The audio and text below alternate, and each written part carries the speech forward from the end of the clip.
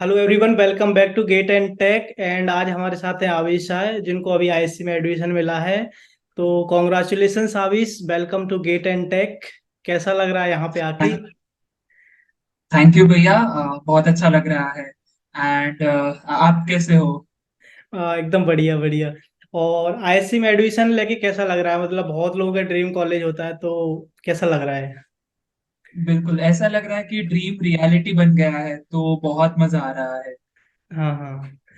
तो चलो, अब आपकी जर्नी मतलब वन टू वन देखते हैं हम लोग कि आपने कैसे स्टार्ट किया। क्योंकि लोग एंड रिजल्ट देखते हैं कि यार आविश आईएससी पहुंच गया है, बट मतलब बैक ऑफ द स्टोरी क्या रहा है, कितना स्ट्रगल रहा है, कितनी मेहनत करनी पड़ी है, कितने सेक्रीफाइस करने पड़े हैं। तो उन चीज़ों पे भी हम वन टू वन मतलब डिस्कशन करेंगे, ताकि जो लोग इस इंटरव्यू को देखेंगे उनको कुछ ना कुछ इंसाइट मिले कि एक्चुअली आपको एंड रिजल्ट तो देखना है, ठीक है, वो चीज़ अच्छी बात है, बट उसके पहले जो प्रोसेस होती है एक्चुअली ना, हर चीज को एक प्रोसेस से गुजरना पड़ता है। जैसे तुम भी एक प्रोसेस से गुजर के हो, तब आईएससी से आईएससी मिला बिल्कुल। है तुम्हें। तो एक प्रोसेस से गुजरना बहुत इंपॉर्टेंट है। तो चलो स्टार्ट करते हैं। तो मैं जानना चाहता हूँ आपसे कि मतलब आपने गेट की प्रिपरेशन ही क्यों चूज की है? मतलब गेट, वाई गेट प्रिपरेशन? जैसे कि मेजोरिटी ऑफ दी स्टूडेंट्स के साथ होता है, वो लोग 11th 12th में हम लोग जेडब्ल्यू की तैयारी करते हैं। एंड सबका ड्रीम होता है कि आईआईटी में एडमिशन मिल जाए। बट बिल्कुल। कुछ ही लोग होते हैं कि जिनका ये ड्रीम फुलफिल होता है। एंड मेरे जैसे जो लोग होते हैं जिनका ड्रीम फुलफिल नहीं होता, वो एक अंदर एक बात रह जाती है कि नहीं, मुझे एक इंडिया के प्रीमियर इंस्टीट्यूट से पढ़ना है। बिल्कुल। तो मेरे साथ भी ऐसा ही हुआ था कि जब मैं हम्म। कॉलेज में इंटर हुआ तब वो एक था कि हाँ, मुझे आईआईटी या फिर आईआईएससी वहां पे मुझे एडमिशन लेना है। और बिल्कुल। फिर उसके बाद मुझे ये भी पता चला कि जो मेरा बीटेक है वो तो मैं नहीं कर सकता आईआईटी से, बट मैं मेरा मास्टर्स कर सकता हूँ। तो हाँ। फिर हाँ, मुझे इसीलिए मुझे गेट की प्रिपरेशन मैंने स्टार्ट की। एंड मुझे ये मेन रीजन ये था कि मुझे मेरा ड्रीम फुलफिल करना था कि ऑफ बिल्कुल। Studying in India premier institute. तो यही मेरा हम्म। रीजन था कि मैंने गेट की तैयारी के लिए मैंने ऑप्ट किया। Very good. तो आपने कब से स्टार्ट कर दी थी प्रिपरेशन? कौन सी ईयर में, जब कॉलेज में थे आप? मैं जब मेरे 4th सेमेस्टर में था तब मैंने सीरियस प्रिपरेशन स्टार्ट की थी। अच्छा, fourth semester in the means last, मतलब last semester of second year, right? Yes, last year of hmm. Second semester. Yes. Okay. So फिर कोई कोचिंग ली, या कहाँ से पता चला कि आपको गेट की तैयारी करनी चाहिए? मतलब कोचिंग वगैरह लिया, फिर स्टैंडर्ड बुक्स वगैरह ऐसा कुछ? हाँ, मतलब मुझे पता चला कि गेट की प्रिपरेशन करनी होती है एंड गेट के थ्रू आईआईटीज में एडमिशन मिलता है। तो फिर मैंने कोचिंग की मतलब मैं वडोदरा से हूँ, तो बिल्कुल। मैंने वहां पर कोचिंग देखना चालू किया कि कौन से कोचिंग्स अवेलेबल है। एंड हम्म। फिर मैंने यहाँ एक लोकल कोचिंग से मैंने कोचिंग ली है। Okay, very good. सो वहाँ पे आपने मतलब थर्ड ईयर से स्टार्ट कर दिया होगा कोचिंग? थर्ड ईयर से? नहीं, मैंने सेकेंड ईयर के 4th सेमेस्टर में मैंने वहां से ही कोचिंग स्टार्ट की थी। अच्छा, ओके। तो हम्म। यस। तो फिर मतलब आपने क्या वन ईयर वगैरह कोर्स लिया था, या पूरा 2 इयर्स इस टाइप से कुछ प्रोग्राम? नहीं, मैंने एक्चुअली 2 इयर्स प्रोग्राम लिया था। ओके। एंड सो दैट मेरा जो अटेम्प्ट था वो फाइनल ईयर में था, तो मैंने 2 इयर्स का कोर्स प्रोग्राम लिया था। Okay, very good. सो उस टाइम शायद थर्ड ईयर में भी अटेम्प्ट स्टार्ट हुए थे, आई थिंक, जब तुमने दिया है ना, तो थर्ड ईयर में भी तुमने अटेम्प्ट दिया है? हाँ, मतलब मैं जब थर्ड ईयर में आया तब जुलाई में नोटिफिकेशन आया था। एंड उस टाइम पे आईआईटी बॉम्बे गेट कंडक्ट करने वाला था, तो हमारे टाइम से ये सिस्टम चालू हुई कि थर्ड ईयर के हम्म। स्टूडेंट्स भी गेट एग्जाम दे सकते हैं। तो मेरा जो पूरा 4th semester and 5th semester, तो हम्म। वहां पे मैंने प्रिपरेशन की थी। बट मैंने majorly maths, aptitude, digital electronics and signals and systems, ये चार हम्म। सब्जेक्ट थे जो मैंने प्रॉपरली प्रिपेयर किए थे। सो मेरा जो थर्ड ईयर का अटेम्प्ट था वो मैंने इन चार सब्जेक्ट्स के साथ दिया था। ओके। And yes. एंड वो जो अटेम्प्ट था वो मुझे सिर्फ एक मेरे लिए एक प्रैक्टिस अटेम्प्ट था, सो दैट मुझे आइडिया हम्म। लगे कि मेरी वीकनेसेस क्या है, एंड सो हाँ मैं हाँ। एक अच्छा फाइनल ईयर का अटेम्प्ट दे सकूं। बिल्कुल बिल्कुल। तो उस टाइम क्योंकि टाइम आपका इतना कम था, इसलिए सारे सब्जेक्ट होना पॉसिबल ही नहीं था, क्योंकि फोर्थ सेमेस्टर में आपने स्टार्ट किया और सिक्स सेमेस्टर में फिर आपने अटेम्प्ट किया, end of the six semester, मतलब उस टाइम गेट का एग्जाम फिर अटेम्प्ट किया। तो यस। इतने कम प्रिपरेशन में, मतलब कम टाइम में इतना सारे सब्जेक्ट कवर करना पॉसिबल ही नहीं हो पाता कई बार। तो उसके बाद हाँ आपने कंटिन्यू रखा प्रिपरेशन, और फिर फोर्थ ईयर का कैसा अटेम्प्ट रहा फिर आपका, मतलब फोर्थ ईयर में दिया फिर आपने? हाँ, मैंने एक्चुअली फोर्थ ईयर का जो मेरा अटेम्प्ट था, तो वो मैंने मेरा पूरा सिलेबस कंप्लीट हो चुका था। एंड उसके बाद जो मैंने प्रिपरेशन की थी, तो मेरे फोर्थ ईयर का अटेम्प्ट में मैंने कुछ मिस्टेक्स की थी during the paper. Hmm and इसकी वजह से मेरा रैंक बहुत नीचे था। तो वो मेरा फोर्थ ईयर का अटेम्प्ट इतना अच्छा नहीं गया था, बिकॉज हम्म। मुझे सब कुछ मैनेज करना था, प्लेसमेंट्स भी थे, फिर हाँ मेरा हाँ फाइनल ईयर का प्रोजेक्ट भी था, एंड गेट की प्रिपरेशन थी। हाँ हाँ, तो बिल्कुल। वो सारे मुझे मैनेज करने थे, बट समहाउ मैं उसको अच्छी तरह से मैनेज नहीं कर पाया था। एंड हम्म इसलिए मैंने डी डे के दिन भी मेरे से कुछ मिस्टेक्स हो गई थी। So that was my fourth attempt story. Hmm. तो ड्यूरिंग द गेट प्रिपरेशन, मतलब जो आपने भी पॉइंट बताया कि हमारे प्लेसमेंट्स भी स्टार्ट हो गए थे फोर्थ ईयर में, और प्रोजेक्ट भी था, तो वो आपने कैसे मैनेज किया? क्योंकि तीन चीजें पैरेलल में मैनेज करना, इट्स रियली टफ, मतलब बहुत लोग इस प्रॉब्लम को फेस करते हैं। तो थोड़ा बताओ इसमें कि क्या करना चाहिए स्टूडेंट को, तुमने बेसिकली क्या किया, तो तुम्हारे कुछ एक्सपीरियंस से मतलब स्टूडेंट सीख सकते हैं, तो वो बिल्कुल सीखेंगे। यस। सो जब मेरा फोर्थ ईयर चालू हुआ था, तो मेरे दिमाग में एक चीज थी कि मुझे गेट की तरफ ही जाना है, कुछ भी हो जाए। सो मैंने प्लेसमेंट की तैयारी ऐसे की थी कि कि जो भी फर्स्ट कंपनी आती है, उसमें मैं प्लेसमेंट लेने की पूरी कोशिश करूंगा, सो हम्म। दैट मुझे काफी टाइम मिले गेट की प्रिपरेशन के लिए। Okay okay. एंड हमारे टाइम पे एक अच्छी चीज ये हुई थी कि कोविड का ईयर था, तो क्लासेस ऑनलाइन थे, तो इसकी वजह से मुझे थोड़ा ज्यादा टाइम मिल गया था। तो हाँ वो हाँ। मेरे लिए एक एडवांटेज रहा। सो मैं सब कुछ मैनेज कर सका। एंड फिर मैंने जो फर्स्ट कंपनी आई थी, that was a service based company. So okay. वो अक्टूबर में आई थी, तो अक्टूबर के फर्स्ट वीक में, तो फिर मैं वहां पे बैठ गया था उसमें, एंड मेरा सिलेक्शन भी हो गया था। तो हम्म। मेरे साथ मेरे पास एक जॉब भी थी। एंड एक जो गेट प्रिपरेशन के लिए जो फोकस चाहिए, वो भी मुझे मिल गया था। कि एक बैक ऑफ द माइंड कोई भी फोर्थ ईयर का स्टूडेंट होता है, तो उसका ऐसा होता है हम्म। कि नहीं, जॉब नहीं मिली तो फिर गेट, बिकॉज गेट बहुत ही अनप्रेडिक्टेबल एग्जाम है। बिल्कुल बिल्कुल। तो मेरा क्या होगा, ये क्वेश्चन हर किसी के दिमाग में आता है जो गेट की प्रिपरेशन कर रहा होता है। हाँ तो हाँ। वो मेरे दिमाग में भी क्वेश्चन घूम रहा था। एंड फिर मैंने सोचा कि मेरे लिए आई मीन मेरी प्रायोरिटी क्या है, या तो हम्म। मैं प्लेसमेंट्स ले लूं या फिर मैं गेट के ऊपर फोकस करूं। तो बिल्कुल। इसलिए मैंने फिर डिसाइड किया कि मैं गेट के ऊपर ही ज्यादा फोकस करूंगा। तो फिर मैंने हम्म। प्लेसमेंट्स जितना जल्दी हो सके मैंने प्लेसमेंट्स ले लिए थे। हाँ, तो आपके साथ एक प्लस पॉइंट रहा कि आपका प्लेसमेंट ऑलरेडी हो रखा था, तो थोड़ा सा हाँ प्रेशर रिलीज हो गया कि यार चलो, उतना दिक्कत नहीं है कि अब, मतलब गेट में अगर थोड़ा बहुत कुछ ऐसा हो जाता है तो प्लेसमेंट तो एटलीस्ट है कि थोड़ा जॉब कर सकते हैं, मतलब तो उससे थोड़ा बहुत हाँ। प्रेशर तो जरूर रिलीज हुआ होगा आपका। यस। तो फिर आपने हाँ, फोर्थ ईयर के बाद मतलब कॉलेज ज्वाइन नहीं किया था, कंपनी ज्वाइन किया है, तो क्या रीजन रहा फिर? मैंने एक्चुअली जब मेरा फोर्थ ईयर का रिजल्ट आया, तो वो उतना अच्छा नहीं आया था।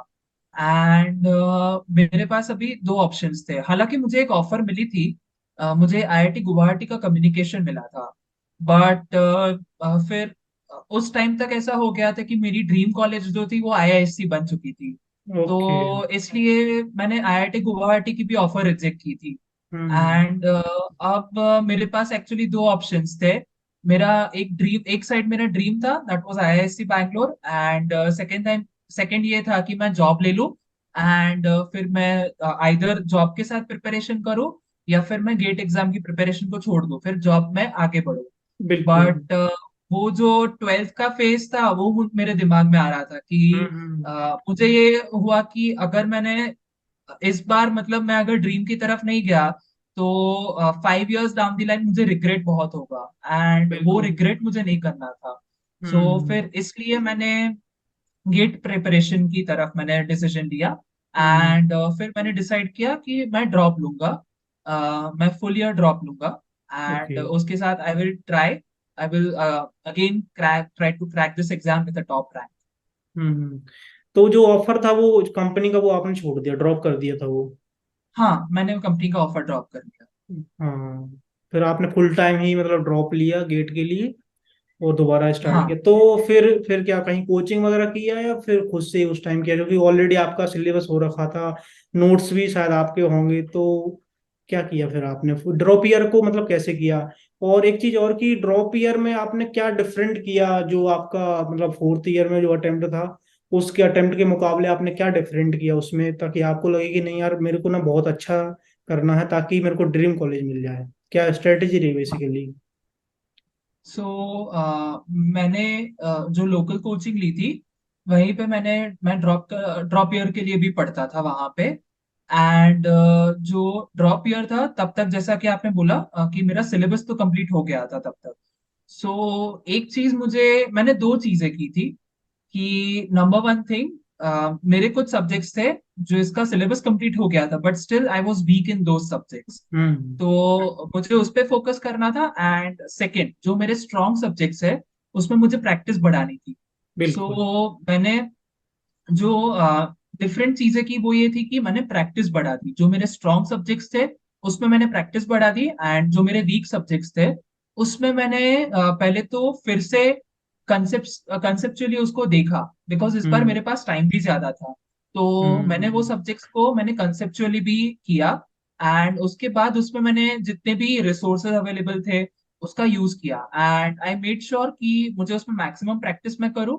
एंड सो दैट अगर कंसेप्चुअल क्वेश्चन आता है तो भी मैं उसमें ना फंसूं। एंड अगर कोई ट्रिकी क्वेश्चन आता है जो कि कंसेप्चुअल हो या फिर न्यूमेरिकल टाइप हो, तो उसमें भी मैं ना फंसूं। एंड हम्म। मेरे जो वीक सब्जेक्ट्स थे वो ईडीसी था एंड ईएमटी था। तो ये तो मेरे वीक सब्जेक्ट्स थे। हम्म। तो इनसे काफी क्वेश्चंस भी आते हैं फिर गेट में, ईडीसी और ईएमटी से? हाँ, यस, ये हाईएस्ट वेटेज वाले सब्जेक्ट्स है। हम्म। तो इसलिए आपको स्ट्रॉन्ग करना ही बहुत जरूरी था। यस, बिल्कुल, यस। तो फिर आपने प्रैक्टिस कैसे की, मतलब प्रीवियस ईयर के क्वेश्चन कैसे लगाए, और आपने टेस्ट सीरीज वगैरह कैसे अटेम्प्ट करी? बेसिकली काफी लोगों के क्वेश्चन रहते हैं कि हम कोर्स तो पढ़ लेते हैं, हमारा सिलेबस भी हो गया है, बस जैसे ड्रॉप वाले जो स्टूडेंट देख रहे हैं, क्योंकि सब लोगों का एक बार में नहीं हो पाता है, कई लोगों को 2-3 साल लग जाते हैं, बट ऐसा जरूरी नहीं कि सबको 2-3 साल लग रहे हैं। एक्चुअली कई लोग 6 महीने में भी कर लेते हैं, कई लोग 1 साल में भी कर लेते हैं, लेकिन एक्चुअली क्या होता है कि जब हम स्टार्ट करते हैं तो उतने हम अवेयर नहीं होते हैं कि कैसे करना चाहिए, क्योंकि तुमने अपनी गलतियों से कुछ ना कुछ सीखा होगा धीरे धीरे। तो वो एक्सपीरियंस बताओ कि मतलब टेस्ट सीरीज को कैसे यूटिलाइज किया आपने, प्रीवियस ईयर क्वेश्चंस का क्या यूज किया अपनी प्रिपरेशन में, और बेसिकली रिवीजन कैसे किया है? हाँ, एक चीज जो मैंने की थी वो ये थी कि मैथ्स एंड एप्टीट्यूड, उन दोनों को मिला के पूरे गेट पेपर में 28 मार्क्स के क्वेश्चंस आते हैं। बिल्कुल। तो पहला तो मैंने ये किया कि मेरा जब ड्रॉप ईयर की प्रिपरेशन चालू हुई from June, so I made it a habit कि मुझे रोज 2 घंटे from 9 to 11 in the night मुझे मैथ्स एंड एप्टीट्यूड दोनों करने हैं। And the second thing was कि मेरी स्ट्रेटेजी ये रहती थी कि पहले मैं जो भी सब्जेक्ट है, एंड फॉर एग्जांपल कोई भी सब्जेक्ट है उसका एक चैप्टर है, तो मैं उसके नोट्स एक बार करता था, लाइक इन डिटेल। एंड उसके बाद मैं पीवाईक्यूज लगाता था, जो प्रीवियस ईयर क्वेश्चंस है वो मेरे सारे मतलब मैंने लगाए थे। एंड उसके बाद जो टेस्ट सीरीज थे, ऑनलाइन टेस्ट सीरीज, उसके टॉपिक वाइज टेस्ट मैं लगाता था, so that topic wise test में डिटेल में क्वेश्चंस पूछते हैं एंड ट्विस्ट एंड टर्न्स होते हैं। तो बिल्कुल। इससे दो चीज होती थी कि अगर कोई कंसेप्चुअल क्वेश्चंस आते हैं तो उससे मेरे कंसेप्ट भी स्ट्रांग होंगे। एंड सेकेंड हाँ। थिंग कि अगर कोई काफी डिफिकल्ट क्वेश्चन आता है जो कि डेप्थ में हो या फिर कोई ट्रिकी क्वेश्चन हो, तो उसकी भी प्रैक्टिस मुझे मिल जाती है। हम्म। तो मेरी ये स्ट्रैटेजी रहती थी। एंड जब कोई सब्जेक्ट खत्म होता था तो उसके बाद मैं उसका सब्जेक्ट वाइज टेस्ट देता था। एंड अगर जैसे फॉर एग्जांपल मैं नेटवर्क्स कर रहा हूँ along with signals and systems, and अगर नेक्स्ट मंथ में मैं ईडीसी ले रहा हूँ, हम्म। तो मैं थोड़ा टाइम जो जब मैं ईडीसी कर रहा था जिस महीने में, तो मैं वहां पे थोड़ा टाइम निकालता था सो दैट मैं नेटवर्क्स एंड सिग्नल्स का रिवीजन कर सकूं। तो हम्म। इससे मेरा रिवीजन भी हो जाता था, बिकॉज अगर क्या होता है कि जैसे अगर 2-3 महीने हो जाते हैं तो वो पूरा सब्जेक्ट इरेज हो जाता है दिमाग से। बिल्कुल तो फिर वो बिल्कुल। फिर से करना पड़ता है। एंड वो फिर अगेन लेंदी प्रोसेस है, एंड थोड़ी बहुत उसमें बोरिंग भी होता है वो काम। हाँ सो मैं रिवीजन भी उसके साथ करता था सो दैट मैं कॉन्स्टेंटली सारे सब्जेक्ट्स के टच में रहूं। बिल्कुल। और फुल लेंथ वगैरह टेस्ट आपने कब दिए और कितने देने चाहिए फुल लेंथ, और फुल लेंथ से बेसिकली स्टूडेंट को क्या सीखना चाहिए फुल लेंथ टेस्ट से?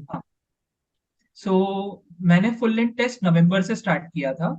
नवंबर के स्टार्टिंग से मैंने फुल लेंथ के टेस्ट स्टार्ट किए थे, एंड मैंने तो अराउंड 30 टेस्ट दिए थे फुल लेंथ के। But ideally I would say कि कोई भी कैंडिडेट को who is aiming for a top rank, तो उसको मिनिमम 20 फुल लेंथ टेस्ट तो देने चाहिए। वो फिर स्टूडेंट के ऊपर डिपेंड करता है, बट आई फील कि 20 is a good number. Because full length test से क्या होता है, एक तो उसमें आपको 2-3 चीजों का ध्यान रखना पड़ता है कि आप टाइम पे पेपर कंप्लीट करते हो या नहीं। हम्म फिर जैसे अगर 10 सब्जेक्ट आते हैं तो आपकी स्ट्रैटेजी क्या रहेगी?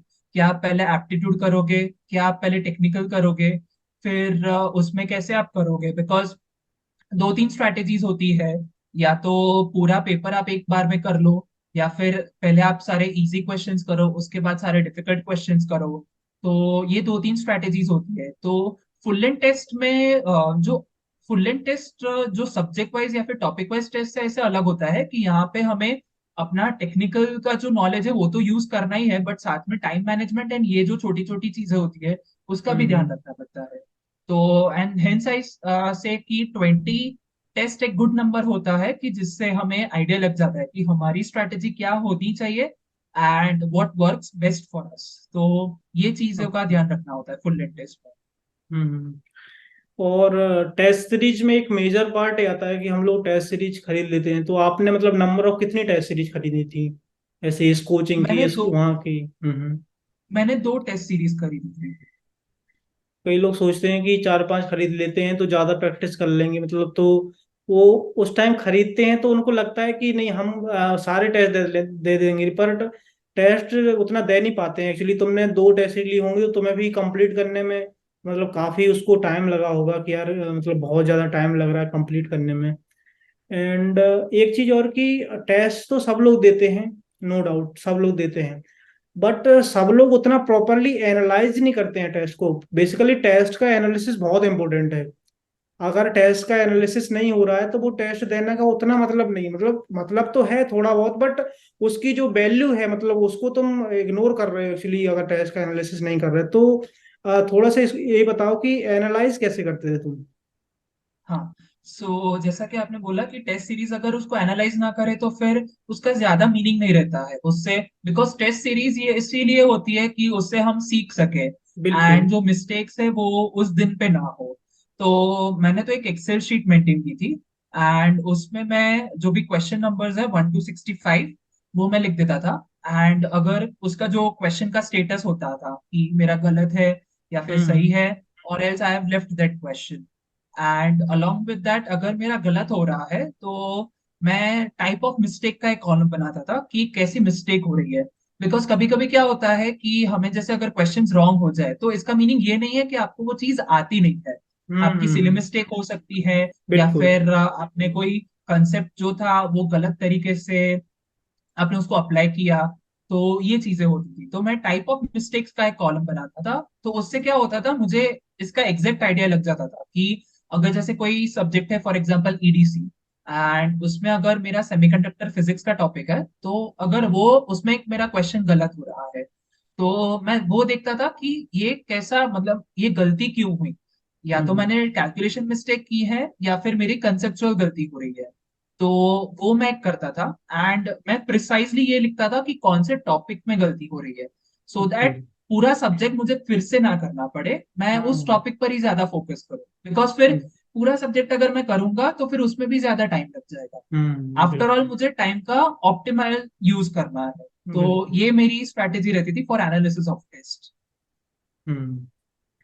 तो उस टाइम जब आपने फोर्थ ईयर का अटेम्प्ट दिया था तो उसमें थोड़ा बहुत जो भी आपका मिसमैच हो गया तो उस टाइम अच्छा नहीं आया आपका, तो पेरेंट्स ने मतलब ड्रॉप लेने के लिए आपको सपोर्ट किया, क्या रिएक्शन रहा उनका? क्योंकि आप ऑलरेडी एक सिक्योर्ड जॉब थी आपके पास, तो जॉब छोड़ के फिर आपने फुल टाइम देना, वो भी अनसर्टेन है कि रैंक आता है, अच्छा स्कोर आएगा, हमारा क्या होगा, मतलब फ्यूचर का उतना पता नहीं रहता, तो कई बार ये ड्रॉप लेना रिस्की रहता है। और बेसिकली क्योंकि फोर्थ ईयर में उतना अच्छा नहीं होता, तो थोड़ा बहुत कॉन्फिडेंस भी लूज तो होता है कि यार मतलब उतना अच्छा नहीं हुआ है, मैंने थर्ड ईयर में भी दिया उसमें भी नहीं हुआ, फोर्थ ईयर में दिया वो भी नहीं हुआ। तो इतने सारे रिजेक्शन के बाद जो कमबैक करना, उसके लिए भी एक डिसीजन लेना पड़ता है कि मतलब पेरेंट्स का तो ऑब्वियसली सपोर्ट चाहिए होता है, कोई दुनिया का सपोर्ट, मतलब दुनिया का कोई इंसान आपको सपोर्ट करे या ना करे, बट एटलीस्ट आपको घर वालों का सपोर्ट तो चाहिए है, क्योंकि वो ही बिल्कुल। सब करेंगे, क्योंकि आप अगर फेल्योर भी होंगे तो भी आपको वो एक्सेप्ट करेंगे, और आप सक्सेसफुल होंगे तो ऑब्वियसली कि सब लोग एक्सेप्ट करेंगे फिर आपको। अगर इनकेस जैसे आपने ड्रॉप लिया, आपका अच्छा रहा, आईसी मिल गया, अब तो ठीक है कि दुनिया आपको एक्सेप्ट करेगी कि ठीक है, बट अगर आप उसमें भी रिजेक्ट होते, एक हाइपोथेटिकल हाँ। सिनेरियो कि इस आप उसमें भी रिजेक्ट होते, तो भी बिल्कुल आपको फैमिली वाले तो सपोर्ट करते, वो तो ऐसे तो नहीं सही कहते कि बात है। नहीं ये हमारा लड़का अच्छा नहीं है या कुछ नहीं कर पाएगा जीवन में, वो ऐसा कभी नहीं बोलते हैं एक्चुअली में, मतलब अपने माँ बाप कभी नहीं चाहते कि यार हमारा लड़का अच्छा ना करे, वो चाहते हैं कि एक दो बार गिरेगा, कभी ना कभी तो उठेगा यार। वो तुमने करके हाँ। दिखाया एक्चुअली कि तुम थर्ड ईयर में भी उतना अच्छा नहीं हुआ, फोर्थ ईयर में भी उतना अच्छा नहीं हुआ, बट एक जॉब थी, बट वो सेटिस्फैक्टरी नहीं था, आपको सेटिस्फेक्शन नहीं था कि यार मेरे को जॉब में जाना है। तो बेसिकली उनका रिएक्शन क्या रहा, उन्होंने किस तरीके से आपको सपोर्ट किया, किस तरीके से मोटिवेट किया कि आपको एक और ड्रॉप लेना चाहिए, उसमें भी फुल कंसिस्टेंसी के साथ आपको करना चाहिए? तो मैं तो बहुत लकी हूँ कि मुझे पेरेंट्स का फुल सपोर्ट था। जब मैंने ये बोला कि मुझे ड्रॉप ईयर लेना है, तो थोड़ा मतलब हर एक पेरेंट के दिमाग में ये चीज होती है कि बच्चे का एक साल दांव पर है, तो उनको थोड़ी बहुत ऐसे मतलब ऐसा नहीं था कि वो मुझे सपोर्ट नहीं कर रहे थे, बट उनको ये था कि हाँ मतलब ये ऐसे डिसीजन का रीजन क्या है। तो फिर मैंने उनको ऐसे समझाया कि मुझे यहाँ पर पढ़ना है, and I was very lucky कि वो उन्होंने सामने से बोला कि you take this drop and तेरा ये ड्रीम है तो फुलफिल दैट ड्रीम। तो I was very lucky in this respect कि मुझे पेरेंट्स का फुल सपोर्ट था।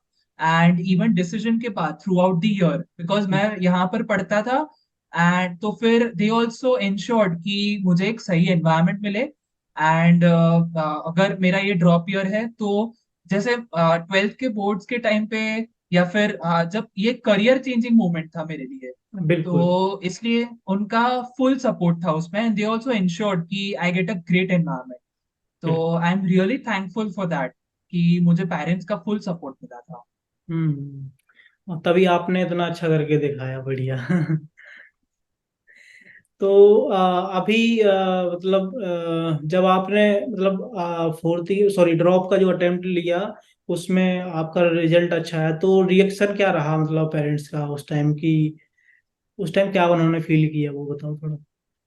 आ, जो जब रिजल्ट आया था, रात को रिजल्ट आया था, तो उस टाइम पे उनके चेहरे पे जो खुशी थी वो प्राइसलेस थी कि यस आई मीन बच्चे ने ये करके दिखाया। तो वो तो बहुत ही खुश थे, दे वर वेरी वेरी हैप्पी। हम्म। तो और फिर उनका तो रिएक्शन बहुत अच्छा था। और उसके बाद आपने मतलब और कितने आईआईटी में अप्लाई किया, कि सिर्फ आपने आईआईसी में बस किया कि नहीं हमें तो ये ड्रीम कॉलेज था सिर्फ इसी में करना है अप्लाई? नहीं, एक्चुअली मैंने आईआईसी बैंगलोर के साथ जो टॉप 7 आईआईटीज थे उसमें भी मैंने अप्लाई किया था। बॉम्बे, दिल्ली, मद्रास, कानपुर, खड़गपुर, गुवाहाटी एंड रुड़की, मैंने ये 7 आईआईटीज में अप्लाई किया था अलॉन्ग विद आईआईएससी। ओके। तो आईएससी में क्या प्रोसेस रहा फिर आपका एडवी, मतलब आपको वहाँ सेलेक्ट होने तक की क्या प्रोसेस रही, मतलब आपने अप्लाई किया उसके बाद क्या इंटरव्यू हुआ, रिटन टेस्ट हुआ, ऐसा कुछ? हाँ, मतलब पूरे इंडिया में सिर्फ आईआईएससी ऐसा है इंस्टीट्यूट कि जो इंटरव्यू लेते हैं फॉर एमटेक प्रोग्राम ऑल्सो। तो हम्म। उनका जब रिजल्ट आया, एंड उसके बाद 1 महीने के बाद आईआईएससी का इंटरव्यू कॉल आया था कि you have been selected for interviews. And उसके 1 महीने के बाद in the month of April वो इंटरव्यूज शेड्यूल होते हैं। सो हम्म। मैंने 3 डिपार्टमेंट्स में अप्लाई किया था। Signal processing, ECE and CDS. तो सीडीएस डिपार्टमेंट में रिटन टेस्ट होता है, फॉलोड बाय इंटरव्यू। जो टेस्ट होता है वो ऑनलाइन टेस्ट होता है। And hmm. In signal processing and ECE directly interview होता है। हम्म। एंड ये जितने भी इंटरव्यूज हैं वो सारे ऑफलाइन इंटरव्यूज होते हैं एट आईआईएससी कैंपस। ओके। तो इंटरव्यू में क्या मतलब कैसे क्वेश्चन पूछते हैं, मतलब डिफिकल्ट पूछते हैं कि बहुत हार्ड होते हैं, या फिर मॉडरेट इस टाइप से, या फिर कंसेप्चुअल, या थोड़ा कुछ डेरिवेशन इस टाइप से क्या करवाते हैं वहाँ पे इंटरव्यू में? हाँ, तो हम लोग जो गेट की प्रिपरेशन करते हैं वो पूरा एनालिसिस का पार्ट होता है कि हमें क्वेश्चन सॉल्व करने हैं and we get the answer. IISc का इंटरव्यू ऐसा है कि you should know the why of everything. अगर जैसे कोई एक चीज है तो वो क्यों यही चीज है, and why not the other thing, तो वो लोग उस पे बहुत फोकस करते हैं। बेसिकली वो लोग आपकी कंसेप्चुअल अंडरस्टैंडिंग को चेक करते हैं। हम्म। एंड मेरे जो भी 3 इंटरव्यूज थे उसमें यही चीज रिपीट हुई थी कि वो लोग कंसेप्ट के ऊपर बहुत फोकस करते हैं, which is really a good thing. वो लोग ऐसा नहीं एक्सपेक्ट करते कि आपको सब कुछ आना चाहिए, बट वो हम्म। लोग ये एक्सपेक्ट करते हैं कि अगर आपको ये चीज आ रही है तो आपको उसका सब कुछ पता होना चाहिए कि ये चीज, हम्म। उसके एडवांटेजेस क्या है, उसके डिसएडवांटेजेस क्या है, एंड अगर जैसे उसका कोई ऑल्टरनेटिव है या नहीं, और अगर ऑल्टरनेटिव है तो कौन सी केस में उसको यूज कर सकते हैं, ये वाली चीज क्यों ऑल्टरनेटिव से बेटर है, and these type of questions. तो वो लोग वाई पे एंड हर एक चीज का डेरिवेशन आपको पता होना चाहिए कि हम्म। बिकॉज तो आप मतलब आप देख रहे हो कि वो लोग सब सारी चीजों को कनेक्ट कर रहे हैं कि जैसे हम्म। कोई एक चीज है तो you should know the everything of that. तो ओके। इस तरीके से आईआईएससी के इंटरव्यूज होते हैं। हम्म। एंड फॉर दैट आपको स्टैंडर्ड बुक्स इज मस्ट कि आपको उससे पढ़ना पड़ेगा, बिकॉज गेट एग्जाम में न्यूमेरिकल सॉल्विंग का ज्यादा इंपॉर्टेंस है। एंड इंटरव्यूज में आपकी कंसेप्चुअल अंडरस्टैंडिंग, नो डाउट हमने जो भी गेट की प्रिपरेशन की हुई है तो उसमें हमारे हम्म। कंसेप्ट तो स्ट्रांग है, बट बिल्कुल। आपको हम लोग उतना वाई के ऊपर या फिर बहुत ही इन डेप्थ में नहीं जाते, बिकॉज गेट में उतनी रिक्वायरमेंट नहीं होती है। बिल्कुल हाँ। हमारे पास टाइम भी कम होता है एंड हमारे लिए प्रॉब्लम सॉल्विंग ज्यादा इंपॉर्टेंट है। तो आईआईएससी के इंटरव्यूज ऐसे अलग। तो आपने कभी ऐसे सोचा था कि मतलब इतना ज्यादा डिटेल में भी आप बता पाएंगे आंसर्स वगैरह वहां पे इंटरव्यू में, आईएससी में? नहीं, एक्चुअली मैंने कभी नहीं सोचा था, बिकॉज मुझे मतलब मैंने ऐसा इंटरव्यू तो मेरी लाइफ में फर्स्ट टाइम फेस किया है कि where I have to explain these things in these detail, and वो भी इंडिया के one of the best professor के सामने। तो वो अलग प्रेशर होता है, एंड उसके उनके सामने ये सब कुछ एक्सप्लेन करना मतलब वो मेरे लिए काफी एक एनरिचिंग एक्सपीरियंस था। भले कि मैं उनको एक्सप्लेन कर रहा था, बट मुझे ऐसी फील आ रही थी कि मैं खुद सीख रहा हूँ उसके साथ। हाँ। तो that was a very good experience. And hopefully I was able to explain some things. And मुझे ये एक चीज बहुत अच्छी लगती है कि अगर आपको आंसर ना भी आए तो भी आईआईएससी के प्रोफेसर्स आपको उतना मतलब दे गिव यू हाँ। हिंट्स। तो अगर आप कहीं पे स्टक हो एंड अगर आपकी प्रोसेस सही है तो वो लोग हिंट्स देते हैं जिससे आप फाइनल आंसर तक पहुंच पाओ। उनके लिए प्रोसेस बहुत मैटर करता है, and which is hmm. One of the very good things of IISc. हाँ बिल्कुल। तो अभी आपका ब्रांच कौन सा है वहाँ पे आईएससी में, और बीटेक कौन सी ब्रांच से थी आपकी?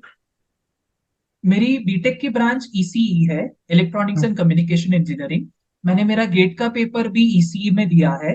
बिल्कुल। एंड मेरी अभी जो ब्रांच है वो सिग्नल प्रोसेसिंग ब्रांच है, जो कि इलेक्ट्रिकल इंजीनियरिंग डिपार्टमेंट के अंडर आती है। So okay. ये एक चीज लोगों को नहीं पता होती है, और सारे मोस्ट ऑफ द स्टूडेंट्स को ऐसा लगता है कि अगर मुझे मशीन लर्निंग या फिर कंप्यूटर साइंस की तरफ जाना है तो I have to give GATE in computer science paper. But signal processing भी एक बहुत अच्छी ब्रांच है हम्म। कि जिससे आप मशीन लर्निंग की तरफ जा सकते हो, and that is a very good branch. तो जिन लोगों का इंटरेस्टेड मतलब जिन लोगों का इंटरेस्ट है या ईएमएल में, तो वो मतलब अगर इसी से हैं या फिर रिलेटेड ब्रांच से हैं, तो वो लोग उसमें कर सकते हैं अप्लाई, और हाँ। वो भी यस। वहाँ पढ़ सकते यहाँ हैं। हाँ। Yes. Actually signal processing branch के लिए ECE and electrical engineering students are eligible. Hmm जिन्होंने गेट ये दो ब्रांचेस में दी हुई है। तो ये एक बहुत अच्छा ऑप्शन है कि अगर आपको यहाँ पर आईआईएससी का एक फ्लैगशिप प्रोग्राम है एमटेक एआई। तो सिग्नल प्रोसेसिंग इज मतलब वो बहुत ही कम लोगों को पता होता है। तो signal hmm processing is also very good branch अगर आपको मशीन लर्निंग, कंप्यूटर विजन है, नेचुरल लैंग्वेज प्रोसेसिंग, इवन अगर कोर हम्म कम्युनिकेशन में जाना हो तो भी ये बहुत अच्छी ब्रांच है। हम्म। तो अभी आप आईएससी गए हो वहाँ देखा? क्योंकि मैंने अभी देखा नहीं, बट मैंने सुना है कि बहुत बड़ा मतलब कैंपस है और बहुत ग्रीनरी कैंपस, एनवायरनमेंट बहुत अच्छा है। तो गए हैं आप उधर? हाँ, मतलब मैं आईआईएससी कैंपस मेरे इंटरव्यूज के लिए गया था। एंड तो वहाँ पे बहुत पूरी ग्रीन लश कैंपस है। एंड जो भी मतलब it is spread across 400 acres. Oh. So and पूरा ग्रीन है, lush, it is lush green campus. तो वो बहुत ही अच्छी बहुत ही अच्छा कैंपस है। मतलब मजा आ जाता है वहाँ यहाँ पर। तो अगर जब आप वहां पे जाओगे तो कभी वहां भी आपकी मतलब मतलब वहां की लाइफ भी कभी ना कभी एक्सप्लोर करेंगे, ताकि और स्टूडेंट को मोटिवेशन मिले कि इतना बढ़िया कैंपस है, हमें और अच्छे से पढ़ना चाहिए। कुछ लोग जो टाइम वेस्ट कर रहे होंगे इंस्टाग्राम चला के या कुछ भी अननेसेसरी चीजें करके, तो उनको भी एक मोटिवेशन मिलेगा, एक सही डायरेक्शन मिलेगी कि नहीं, हमें भी मेहनत करनी है और हमें भी इस तरीके के कैंपस में रहना है, हमें भी मतलब वहां पहुंचना है, हमें भी अच्छा प्लेसमेंट्स लेना है, हमें भी वहाँ रिसर्च करनी है। तो इससे लोगों को नो डाउट मतलब मोटिवेशन मिलेगा। तो इन फ्यूचर कभी मतलब मौका मिलेगा तो मैं उधर आऊंगा जरूर, और भी स्टूडेंट्स को मतलब मोटिवेट करते रहेंगे इस टाइप से। तो बहुत मजा आया आपसे बात करके। कैसा लगा अभी आपको ये गेट एंड टेक पे आके यहाँ पे? मुझे बहुत अच्छा लगा। एंड आपके साथ तो मैंने इंटरेक्ट किया है तो मुझे एक बड़े भैया जैसे फीलिंग आती है कि आपके साथ कुछ भी काम करने में भी बहुत मजा आता है। एंड मुझे रिकॉर्डिंग में भी बहुत मजा आया। So thank you so much for having me on this channel. हाँ, थैंक यू। तो अभी मैं आपको एक कंप्लीट स्क्रीन देता हूँ, तो आपको लास्ट मतलब जो भी एडवाइस देना हो जूनियर्स को तो आप दे सकते हैं। तो मैं अपनी स्क्रीन हाइड कर लेता हूँ। तो अभी आपका हो गया कंप्लीट स्क्रीन, तो आप जो भी स्टूडेंट्स को गाइड करना चाहें तो कर सकते हैं।